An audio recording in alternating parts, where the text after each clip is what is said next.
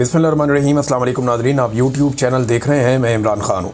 नाज़रीन, खैबर पख्तूनख्वा चलते हैं, वहाँ से बड़ी इंपॉर्टेंट खबरें हैं। नंबर एक तो ये है कि जो बुलेट प्रूफ गाड़ियाँ दी थी 3 दिन पहले मोहसिन नकवी ने आईजी खैबर पख्तूनख्वा को, वो सुहेल अफरीदी साहब ने वापस कर दी। उन्होंने कहा जी ये यूनाइटेड नेशन की जो गाड़ियाँ हैं ये एक्सपायर्ड गाड़ियाँ हैं और ये गाड़ियाँ किसी काम की नहीं हैं। ये गाड़ियाँ हमने इसलिए वापस कर दी हैं कि हमें वो गाड़ियाँ दी गई जिनके तो काम निकलना शुरू हो गया, पुरानी गाड़ियाँ। अब इसके ऊपर हुकूमत कह रही है हमने बड़ी आला क्वालिटी की बड़ी ज़बरदस्त गाड़ियाँ दी हैं खैबर पख्तूनख्वा को, उन्होंने वापस कर दी। उन्होंने कहा जनाब हमको इतने गए गुजरे कि आपने गाड़ियाँ में दे दी, इनका काम करवाएं, इनको चलाएं, ये गाड़ियाँ ठीक नहीं है, एक्सपायर्ड। देखिए ये जो होती है ना अब बुलेट प्रूफ गाड़ी, ये बड़ी हसास गाड़ी होती है।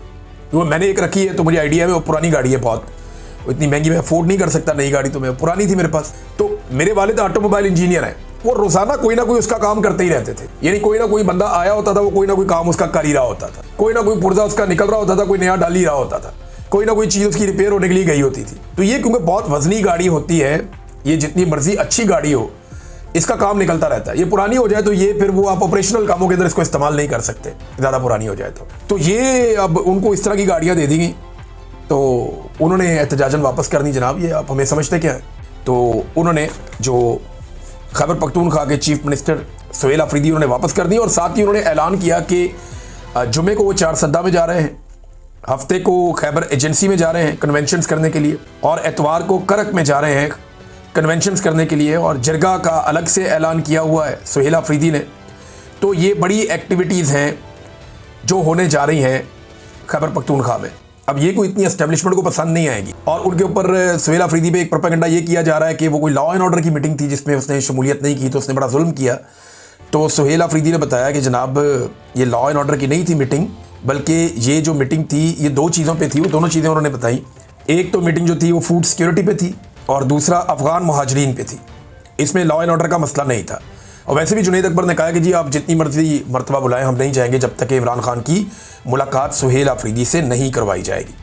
बल्कि उन्होंने ये भी बताया जुनैद अकबर ने कि इमरान खान को जब ये बताया गया कि अली अमीन गंडापुर के मुताबिक कोई 22 बंदे ऐसे हैं जो एस्टेब्लिशमेंट को एफिडेविट दे चुके हैं बयान हल्फी कि जनाब जब आप कहेंगे जहाँ कहेंगे हम वह वोट डाल देंगे, तो ये जो 22 बंदे हैं ये हमारे हाथ से निकल जाएंगे। इन्हीं 22 बंदों का दबाव डाल के अली अमीन गंडापुर ने सेनेट के इलेक्शन में अरकान को कहा था कि जी इसको नहीं ले सकते, हमारे 22 बंदे बिके हुए हैं, बिला मुकाबला करवा लो, मुकाबला हो गया तो बढ़ जाएंगे। तो इमरान खान साहब को जब ये बात बताई गई कि जनाब अगर वज़ीर आला चेंज किया तो ये 22 बंदे जो है एस्टेब्लिशमेंट ने कंट्रोल कर लिए तो फिर हमारी हुकूमत नहीं रहेगी। तो इमरान खान साहब का जवाब क्या था ये ज़रा सुन लें कि इमरान खान ने कहा कि मुझे कोई परवाह नहीं है, हुकूमत जाती है तो जाए, कम से कम इन 22 बंदों से हमारी जान छूट जाएगी, हुकूमत की खैर है। ये है जनाब इमरान खान। उसे जेल में बैठ के इस बात की फिक्र ही नहीं है कि हुकूमत जाती है तो जाए। वो कहता है 22 बंदे अगर फ्रॉड करेंगे तो खुद ही भुगतेंगे, एक बंदा भी नहीं मुकरा, एक बंदा लकीर के उस तरफ नहीं गया। ये हालात है नादरीन खैबर पख्तूनख्वा में। एक और चीज़ नादरीन मैं आपके साथ शेयर करता हूँ। एक रोला डाला गया था कि सुहेल अफरीदी के पीछे कायदे आज़म मोहम्मद अली जिन्ना का फ़ोटो नहीं है, और कायदे आज़म का फ़ोटो क्यों हटाया इसका रोला डाला गया था। लेकिन जिन लोगों ने ये शोर मचाया था ना, उन्होंने उस वक्त ये शोर नहीं मचाया जब अखबारात के अंदर फ़ौजी अफसरान की तस्वीरें लग रही थी 14 अगस्त पे, सियासतदानों की लग रही थी, और कायदे आज़म जो बानी पाकिस्तान है उनकी नहीं लग रही थी। किसी ने शोर नहीं मचाया। लेकिन सुहेल अफरीदी के पीछे लगी हुई थी, वो उस फ्रेम से बाहर चली गई तो बहुत रोला डाला गया। अब जनाब सोशल मीडिया ने रोज़ाना ही काम पकड़ लिया है।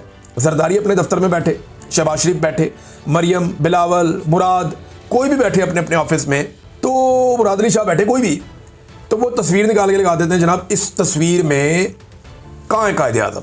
कहीं पे भुट्टो की तस्वीर लगी होगी, कहीं नवाज शरीफ की तस्वीर लगी होगी, कहीं किसी और की लगी होगी, हर जगह से कायदे आज़म गायब है। लेकिन हराम है कि कोई बंदा आवाज़ उठाए। खास तौर पे मैं उन बंदों की बात कर रहा हूँ जिन्होंने सुहेल अफरीदी के मामले पे आवाज़ उठाई थी। लेकिन आवाज़ उठानी है तो फिर आपको सबके खिलाफ उठानी है। जो चीज़ एक ने गलत की वो सब ने गलत की। लेकिन वहाँ पे एक तस्वीर लगी हुई थी और दूसरे एंगल से जब एक फ़ोटो सामने आया, वीडियो, तो पता चल गया कि तस्वीर तो लगी हुई है। नादरीन एक और काम किया ये पंजाब हुकूमत ने, और इसको अपने फ़ायदे के लिए वो इस्तेमाल करेंगे। लेकिन मैं आपको ज़रा इसका पोल खोल देता हूँ, ये मेरे साथ फिगर सामने मौजूद है। पंजाब हुकूमत ने बड़ी महंगी गाड़ियाँ जनाब तैयार कर ली और ये गाड़ियाँ मंगवा ली और खड़ी कर दी लाइन में। ये 15 गाड़ियाँ हैं और इनको एंटी स्मोक व्हीकल्स कह सकते हैं या एंटी स्मोक गन का आप इसका नाम दे सकते हैं। इन गाड़ियों के ऊपर ना वो लगे होते हैं वाटर बाउजर्स, और पीछे गन लगी होती है जिसके जरिए से पानी की बूंदें हवा में छोड़ी जाती हैं बहुत तेज और बहुत फैला के छोड़ी जाती है। तो फुहार नहीं होती, इस तरह छोड़ी जाती है, पानी की फुहार छोड़ी जाती है हवा के अंदर। ये जो स्मोक होती है ना, इसके पार्टिकल उसके साथ चिपक जाते हैं और ज़मीन पे जाके बैठ जाते हैं। ये हवा से जितना ऊपर चली जाए वहाँ तक ये कंट्रोल कर देती है और वक्ती तौर पे जहाँ से ये गुजरती है वहाँ पे थोड़ी देर के लिए स्मोक कम हो जाती है।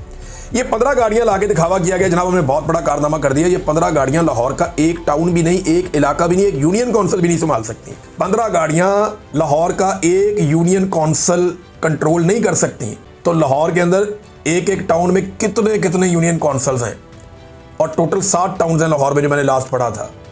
इतना बड़ा शहर है कि एक यूनियन काउंसिल को कंट्रोल कर नहीं सकती ये गाड़ियाँ 15, और इन्होंने लाके पूरे शहर के लिए दे दी है।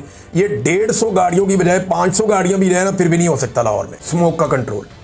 और पैसे कौम के ज़ाया कर रहे हैं सिर्फ अपनी इश्तिहारबाजी के चक्कर में। ये हो सकता है कि स्कूल के बाहर खड़ा कर दे या वज़ीर आला के दफ्तर के बाहर लगा लेंगे भी यहाँ पे पोल्यूशन नहीं होनी चाहिए, इसको फेंकते रहो फुहार को, स्मोक नीचे गिरती रहे।